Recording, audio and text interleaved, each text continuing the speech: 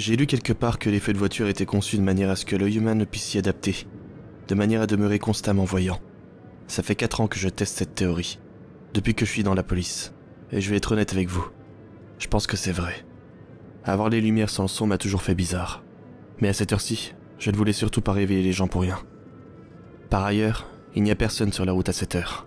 Et franchement, les lumières elles-mêmes ne sont pas nécessaires. J'ai reçu une plainte pour tapage nocturne, avec possiblement des coups de feu, dans la vieille école. C'est sûrement encore une bande d'ados qui s'amuse avec des pétards en prétendant voir des fantômes et tout le bordel. J'ai secoué la tête. J'espère juste que ce ne sera pas encore ces deux crétins, qui ont soi-disant besoin d'enquêter. C'était les pires. Les frères, comment déjà? Winchester? Winchendon? Peu importe. Le moteur rugissait sous mon capot alors que j'accélérais sur le trajet de l'école. J'ai éteint les phares en prenant le dernier virage et je me suis garé à l'extérieur. Je suis sorti de ma bagnole pour inspecter le portail à l'aide de ma lampe de poche. Ça avait l'air d'être ouvert. Quelqu'un avait dû oublier de le refermer. J'ai à nouveau secoué la tête. Autant proposer aux gens de squatter. Je me suis avancé jusqu'au portail et je l'ai ouvert. Je vais vous dire, je n'ai jamais été du genre à croire au paranormal. Mais cet endroit me filait la chair de poule. J'ai grimpé les marches de l'entrée silencieusement et j'ai écouté. Il n'y avait pas l'air d'avoir de gosses à l'intérieur. Je suis resté là à tendre l'oreille pour en être certain. Et j'ai conclu qu'ils avaient dû partir. J'ai inspecté l'intérieur à travers une fenêtre à l'aide de ma lampe torche. Et tout semblait normal. Voiture 4 à Centrale. Allez-y, voiture 4. A répondu la voix. J'ai commencé à faire le tour du bâtiment, à la recherche de signes d'effraction, agitant ma lampe torche de ci, de là. S'il y avait des gens dans l'école, ils ont foutu le camp, je n'entends rien à l'intérieur. Bien reçu, voiture 4. Je vais faire une inspection, vite fait, par acquis de conscience. Je vous tiens au courant, terminé. J'ai fait le tour du bâtiment, ce qui a pris du temps étant donné sa taille. Mais ce n'était pas non plus la première fois. L'endroit attirait beaucoup l'attention, surtout à Halloween, quand le mythe local selon lequel il est hanté refait surface. Les gosses, je vous jure. Je vous garantis que les miens ne deviendront jamais comme ça. J'avais commencé à faire le tour de l'école dans le sens des aiguilles d'une montre depuis la porte principale. J'étais sur le point de rentrer quand j'ai vu quelque chose à travers la fenêtre. Quelque chose était étrange. Comme je l'ai dit, j'avais déjà fait ça plusieurs fois avant, donc je savais que ça ne collait pas. Je suis allé jusqu'à la fenêtre et j'ai éclairé l'intérieur. Ce que j'y ai vu m'a laissé perplexe. Une des portes était toute cassée et défoncée. On aurait dit que quelqu'un s'était servi d'un marteau sur ses bords. Merde, me suis-je dit à voix haute. Voiture 4 à Centrale. Ai-je sèchement lancé à ma radio. Allez-y, voiture 4. On dirait que celui ou ceux qui étaient là ont endommagé le bâtiment. Je vais voir si je peux aller à l'intérieur et vérifier le reste. Je demande du renfort. Bien reçu, voiture 4. Voiture 2, veuillez rejoindre la position de voiture 4 en soutien. Bien reçu. A dit Bill à travers la radio. Je suis à 5 minutes, voiture 4. Je te rejoins. Bien su, terminé. Je suis retourné aux escaliers de l'entrée à petits pas, et j'ai dégainé mon arme. Je ne saurais dire si c'était dû au réflexe que j'avais acquis lors de mes 2 missions en Irak, ou simplement à la manière étrange dont la porte était défoncée. Mais je sentais que quelque chose clochait ici. Je me suis avancé avec prudence jusqu'à la porte principale, et j'ai essayé de l'ouvrir. Étonnamment, enfin plus ou moins, elle n'était pas verrouillée. La porte s'est ouverte en douceur, silencieusement. J'ai calé ma lampe sous mon arme, et j'ai sondé le salon. Rien n'avait l'air de manquer. J'ai commencé à m'avancer dans le hall à ma droite, en direction de l'endroit où la porte avait été défoncée, à l'arrière du bâtiment. Arrivé au centre du hall, je me suis rendu compte qu'il était impossible de continuer sans faire craquer les lattes du plancher. J'étais anxieux, et j'ai un peu pressé le pas. Le cadre de la porte était plutôt en mauvais état. Il semblait que le responsable se trouvait à l'intérieur de la pièce, et qu'il l'avait cassé pour en sortir. J'y suis alors entré, et il m'a pas fallu bien longtemps avant de voir le trou qu'il y avait dans le plancher. On aurait dit que bien 4 ou 5 lattes avaient été arrachées avec force. Je me suis lentement avancé au-dessus du trou afin de l'éclairer. Il y avait quelque chose au fond. Je ne pouvais pas distinguer exactement ce que c'était. Je me suis accroupi et j'ai fixé le fond du trou pendant quelques secondes avant d'en prendre conscience. C'était des ossements. J'ai fouillé tout autour en éclairant de ma lampe. Putain, qu'est-ce qu'il y en avait. Pourtant, je l'admets, je n'étais pas si effrayé, jusqu'à ce que je remarque la peinture. Les os étaient empilés, mais il y avait ces inscriptions bizarres tout autour. On aurait dit un mélange entre de l'arabe et du mandarin. Ça m'a fait froid dans le dos. J'ai décidé d'appuyer sur le bouton pour parler à ma radio. Voiture 4 à voiture 2, t'en es où? Je suis là dans environ 2 minutes, voiture 4. Reçu, essaye de te grouiller, terminé.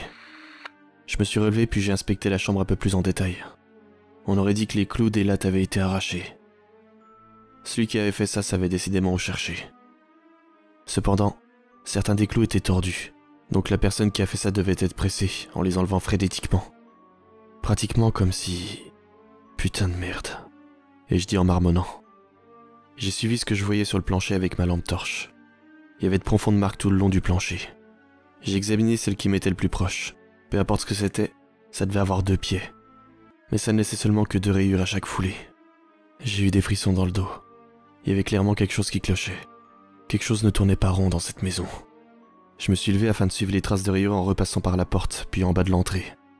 Elles tournaient sur la droite, à un endroit où on aurait dit que quelque chose avait cogné le mur. Elles m'ont conduit dans l'entrée, et dans une salle sur la gauche. J'ai ralenti mon approche, car j'ai remarqué que le cadre de cette porte avait été également cassé. Mais cette fois le mur était fracturé du couloir jusqu'à la pièce.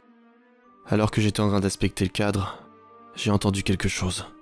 C'était une petite goutte, comme celle d'une fuite d'un robinet qui tombe sur une assiette humide. Il y avait peut-être quelqu'un après tout. J'ai pris mon courage à 2 mains, et j'ai tourné dans le coin, en éclairant avec ma lampe torche partout où je pointais mon flingue. C'est alors que je l'ai vu. Ici, effondré contre le mur. C'était ce qui restait d'un être humain. En éclaircissant ses mains avec ma lampe, j'ai vu un pistolet. Un suicide. Je me suis doucement approché du corps. Peu importe qui elle était, elle possédait apparemment un énorme sac, avec des trucs à l'intérieur qui ressemblaient à des outils. Je suppose maintenant avoir trouvé le fauteur de trouble. De dehors, j'ai entendu le claquement de la portière de la voiture de Bill. C'était bizarre. J'avais déjà été sur les lieux de scène de suicide auparavant. J'ai vu un tas de cadavres, mais avec elle j'ai ressenti une sorte de connexion. Quelque chose que je ne pouvais pas expliquer. Et j'ai entendu les pas pesants de Bill au moment où il s'est engagé dans l'entrée. « Jeff !» a-t-il crié avec nervosité. « Ramène-toi là, Bill !» lui ai-je répondu en retour. J'ai entendu ses lourds pas dandinants qui venaient dans ma direction. Je l'ai même entendu halter avant qu'il ne soit dans la chambre. Pauvre Bill, il n'avait jamais été très sportif. « Oh merde, Jeff !» a-t-il dit lorsqu'il a vu le corps. Ouais, c'est bien la merde, Bill. Et je dis tout en examinant le corps. Cette femme a enlevé les lattes dans l'autre pièce pour je ne sais quelle raison. Puis elle est venue ici et s'est fait sauter la cervelle. Bill est resté silencieux durant un moment. Certains flics s'y habituent plus vite que d'autres. Dans mon cas et celui de Bill, disons juste que c'est comme si je jouais aux échecs et lui aux dames. Bon, je vais appeler le central. Il faut avoir besoin d'une équipe médico-légale ici, aussi vite que... Un bruit a interrompu Bill. C'était un téléphone. Son téléphone. Celui du cadavre. Alors ils vous disent qu'il ne faut jamais affecter une scène de crime. Ne jamais toucher à quoi que ce soit avant que les médecins légistes arrivent. Je n'avais jamais enfreint les règlements auparavant dans mon boulot. Bon sang. Je n'avais même jamais porté mon putain d'uniforme sans m'assurer qu'il avait été repassé le matin même. Mais quelque chose à l'intérieur de moi, non, quelque chose au fond de mon esprit m'a dit que je devais décrocher ce téléphone. Je me suis accroupi et j'ai pris le téléphone qui se trouvait dans sa poche. « Jeff, mais qu'est-ce que tu fous? On n'a pas le droit !» « Ah, la ferme, Bill, sale mauviette. » Et je répliquais lorsque j'ai finalement réussi à prendre tant bien que mal le téléphone. J'ai regardé l'écran. Il y avait seulement le prénom d'un certain Ellie qui apparaissait. J'ai décroché, puis j'ai approché le téléphone de mon oreille. Mais il n'y avait aucun bruit. Il y a eu un bref moment de silence. Puis... Allô? Docteur? Ici l'officier Jeff Danvers, de la police de Dawson. Il y a encore eu un silence. Cette fois un peu plus long. Où avez-vous trouvé ce téléphone? Peu importe qui était Ellie, il n'était en tout cas pas stupide. Je l'ai trouvé dans la poche d'une victime d'une scène de crime. Je suis navré, mais je crois que la docteure que vous tentez de joindre est morte. Il y a encore une fois un silence, et je commençais à me sentir mal à l'aise. Merde, à quoi ai-je pensé en décrochant cet appel? Je suis désolé, monsieur. Et j'ai encore répété. Êtes-vous celui qui a trouvé le cadavre? A-t-il demandé. J'étais un peu déconcerté par sa question. Le trouver? Ai-je répliqué. Oui. Êtes-vous celui qui a découvert le cadavre en premier? A-t-il insisté avec une voix un peu plus inquiétante cette fois. Oui, monsieur. J'ai trouvé le corps il y a environ 5 minutes. Ce que j'ai entendu ensuite, même si je ne savais pas ce que c'était à ce moment-là, allait changer ma vie à jamais. Mon Dieu. Pauvre garçon.